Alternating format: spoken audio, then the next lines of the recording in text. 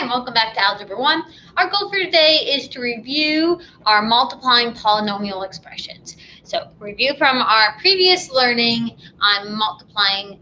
If we have what's called a binomial times a binomial, that's as simple as it gets. We can use what's called the FOIL method, where we take everything from the front binomial and we share it with everything in the back. First, outer, inner, last is what FOIL stands for. So I take the first item, share it to the first item. I take the first thing into the back thing, which are on the outside. I take the second thing to the inside, other inside thing. I take the last thing to the last thing. In my opinion, easier to remember, I'm taking everything from the front and distributing it to everything in the back before I'm completely done.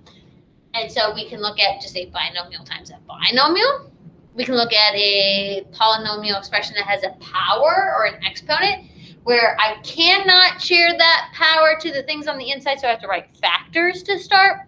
And then I go to my FOIL method, or distributing everything from the front to the back.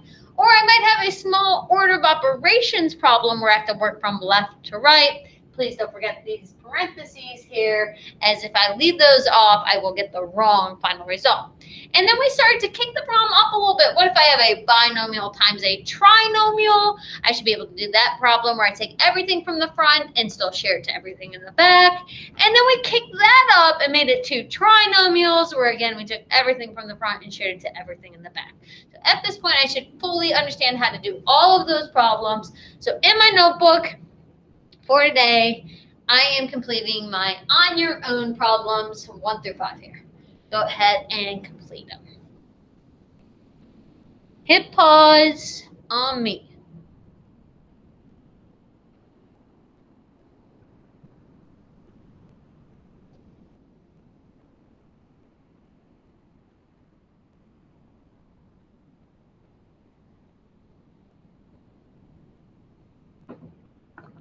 All right, at this point, hopefully you have your 5 most simplified standard forms for the products of these polynomials.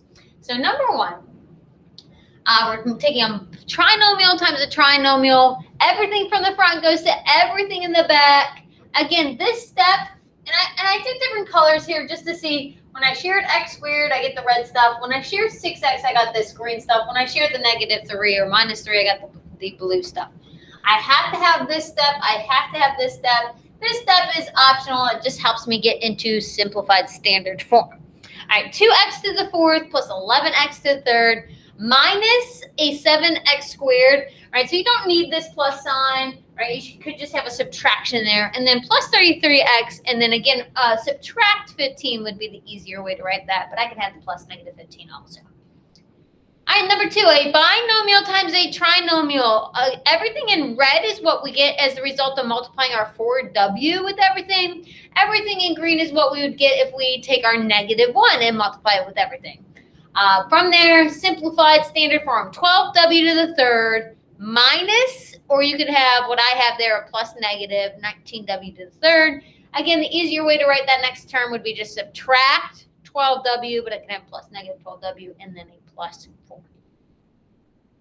All right, number 3, -8x to the 4th minus or plus -47x to the 3rd plus 82x squared plus 15x and then minus 36 or plus -36 like I have it. Both are perfectly fine. All right, number 4, again, red and green are what I get from distributing 6 and 8h up there. And final simplified version, 8h to the 3rd plus a 30h squared plus a 10h and then -6, or I can have it like that of plus -6 for the constant term. And then number 5, red, green, blue are our results from sharing 6x squared, 3x, and 1 up there. And we'll end up with 18x to the 4th plus 3x to the 3rd minus 6x squared would be the easier thing to write than what I have there, plus -6x squared. And again, minus 4x would be easier than plus -4x, but I could have it either way. And then -1, or like how I have it as plus -1. All right, I hope that helps you attack your work for today. See you guys later.